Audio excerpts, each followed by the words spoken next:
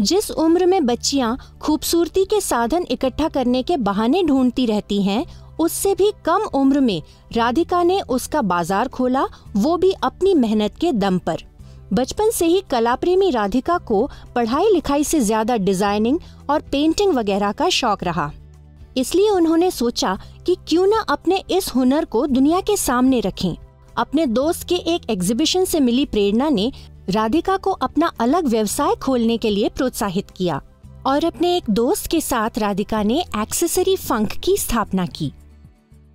Friend को help करने गई थी उसके एग्जीबिशन में, और उसका एग्जीबिशन वो आउटसोर्स्ड एक्सेसरीज, ज्वेलरी और वो सब बेच रही थी।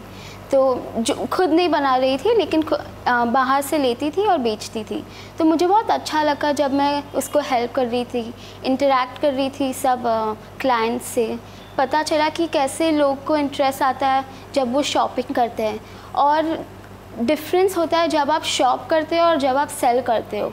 Shopkeeper and a client is both very different. तो उससे मुझे इंटरेस्ट लगा कि मुझे भी कुछ ऐसा स्टार्ट करना चाहिए एज अ हॉबी। नया चीज़ ट्राई करने में बहुत अच्छा लगता है, तो इसलिए मैंने और मेरी बेस्ट फ्रेंड ने सेम थिंग्स चालू किया। राधिका ने हेयर एक्सेसरीज या बालों में लगाने वाले एक्सेसरीज बनाने के बारे में सोचा, क्योंकि उनको लगा कि इस क्षेत्र में उनको अलग अलग डिजाइन्स बनाने का मौका मिलेगा। ज्वेलरी में बहुत सारे ऑप्शंस है, कपड़े में बहुत सारे ऑप्शंस है, लेकिन बालों से कुछ हेयर बैंड्स ही है, रबर बैंड्स है, और वो हम कभी यूज़ करते हैं जब हम छोटे होते, जब हम स्कूल जाते। उसके बाद बड़े होके मैं बहुत कम लोग को देख रही हूँ कि कोई अपने बालों पे कुछ लगा रहा है। इसलिए मुझे लगा कि कुछ हेयर क्लिप्स से, पिन से, हेयर बैंड से हम कुछ स्टोन्स डाल के कुछ नया डिज़ाइन बना सकते हैं। अपने डिजाइन्स के प्रचार के लिए उन्होंने अपने दोस्तों के साथ मिलके एक एग्जीबिशन भी रखी, जहां वो बाकी स्टार्टअप्स को भी अपना हुनर पेश करने का मौका दे रही थीं। मैं और मेरी दूसरी फ्रेंड जो बैग से डील कर रही थी, हम दोनों ने ये इवेंट ऑर्गेनाइज इसलिए किया क्योंकि बहुत सारे इवेंट ऑर्गेनाइजर्स हैं जो बहुत सारे पैसे लेते हैं, और कितने सारे मेरे जैसे स्टार्टअप है जिससे नो वन कोई भी 15,000 10,000 अफोर्ड नहीं कर सकता एक स्टॉल के लिए।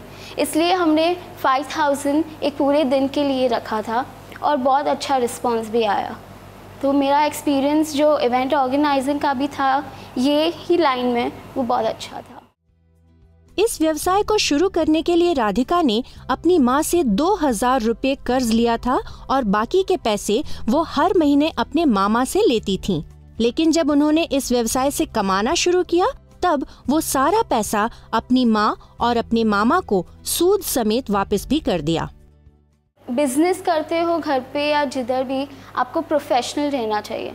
इसलिए मम्मी को मैंने सब पैसा उसका जो लोन लिया था वो दे दिया, और उसके बाद मेरे मामा, उसका मैं बहुत ज़्यादा शुक्रिया करना चाहती हूँ, क्योंकि वो एक्चुअली मेरे लिए एक इन्वेस्टर थे।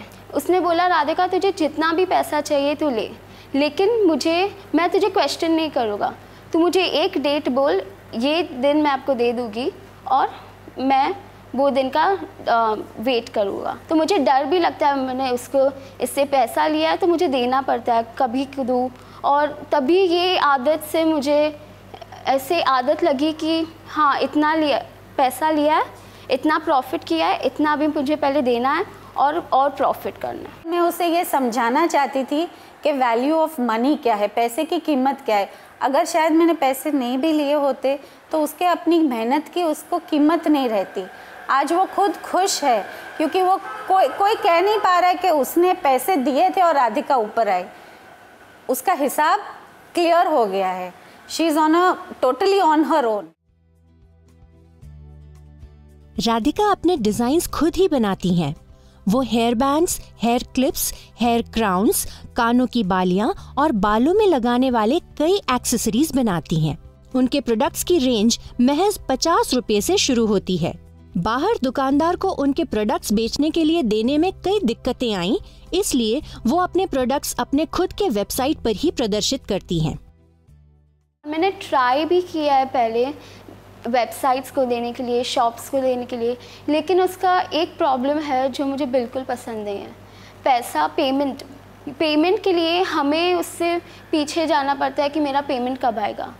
मुझे अच्छा नहीं लगता। आप मुझे बोलो एक दिन ये आपको मिलेगा पेमेंट, मैं वो दिन की राह देखूंगी, लेकिन कितना wait, 1 month 2 months you have to wait for your payment, वो मुझे अच्छा नहीं लगता।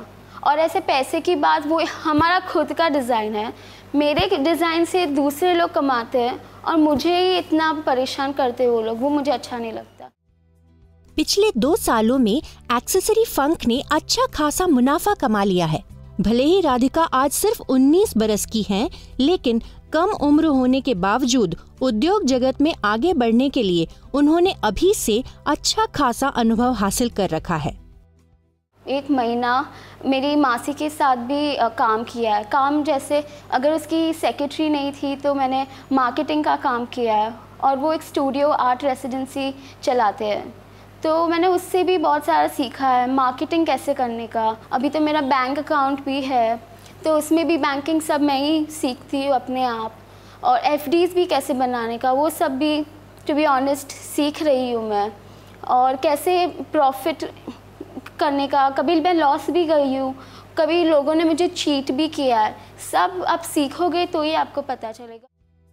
राधिका के इस उद्यम में उनकी माँ ने उनका बहुत साथ दिया। वो अपनी माँ को अपना दोस्त मानती हैं। अपने और अपने व्यवसाय से जुड़ी हर एक बात वो अपनी माँ के साथ बांटती हैं। उनकी माँ का ये मानना है कि सही उम्र में माँ बाप को अपने बच्चों के सही हुनर को समझना बेहद जरूरी है।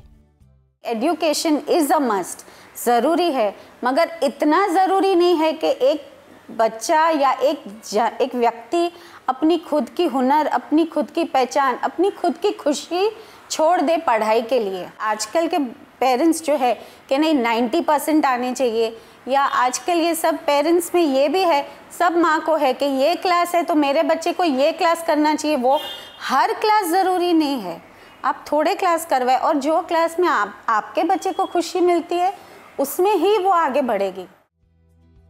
भले ही राधिका आज पढ़ाई में उतने अच्छे अंक नहीं ला पाती हैं, लेकिन उनके अंदर इतनी रचनात्मकता भरी हुई है कि अपनी उम्र की किशोरियों के लिए वो एक मिसाल बन चुकी हैं। राधिका आज अपने आप में एक रोल मॉडल हैं। स्नातक की पढ़ाई खत्म करके राधिका ग्राफिक डिजाइन का कोर्स करने की इच्छा रखती हैं, ताकि भविष्य में उनको अपने व्यवसाय में और तजुर्बे के साथ साथ खूब तरक्की भी मिले।